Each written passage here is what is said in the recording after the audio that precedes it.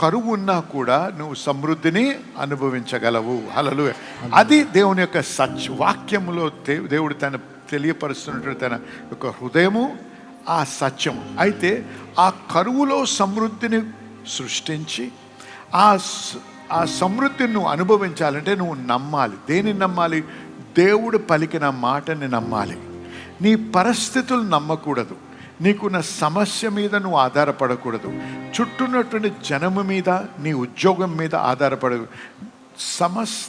సమస్త ఐశ్వర్యానికి, సమృద్ధికి కారణభూతుడు దేవుడు అనే సత్యాన్ని నీ హృదయంలో నాటబడి ఉండాలి. హల్లెలూయా. నోటితో పలుకుతాము, మనసుతో ఆలోచిస్తాం.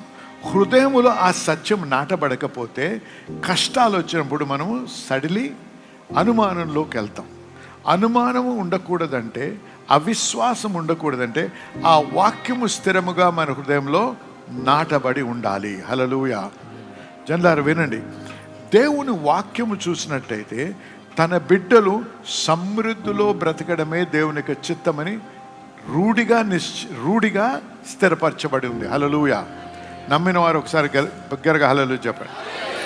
ఏమన్నాడు? నీవు అన్ని విషయాల్లో వర్ధిల్లాలి అనేది దేవుని యొక్క చిత్తం. దేవుడు మన సమస్త అక్కర్లు తీర్చే దేవుడు అని. ఈ సత్యాలు మనం వింటూనే ఉన్నాం, ఈ సత్యాలు మనం బోధిస్తూనే ఉన్నాం, మనం తల ఊపుతున్నాము, అంగీకరిస్తాం. కానీ అనేక మంది దేవుని నమ్ముకున్న బిడ్డలు ఆర్థిక విషయాల్లో చాలా క్లిష్టమైనటువంటి క్లిష్టమైన పరిస్థితుల్లో ఉండి కష్టాలు అనుభవిస్తున్నారు. సమృద్ధిని అనుభవించడం లేదు, లేమిని అనుభవిస్తున్నారు. నేను సత్యం చెప్తున్నట్టయితే హల్లెలూయా చెప్పండి. అయితే ఈవేళ మీకు ప్రకటించేది అది దేవుని చిత్తము కాదు. నీవు ఎల్లప్పుడూ ఆర్థిక సమస్యలో, ఎల్లప్పుడూ లేమిలో, కరువులో బ్రతకడం అనేది దేవుని చిత్తము కాదు.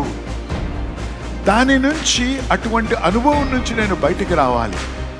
దేవుని చిత్త ప్రకారం నేను సమృద్ధిలో జీవిస్తూ అనేకులకి దీవెనకరంగా ఉండడమే దేవుని చిత్తం. అయితే మరి ఎందుకు ఆ స్థితిలో నేను లేను అనేది మనం తెలుసుకోవాలి.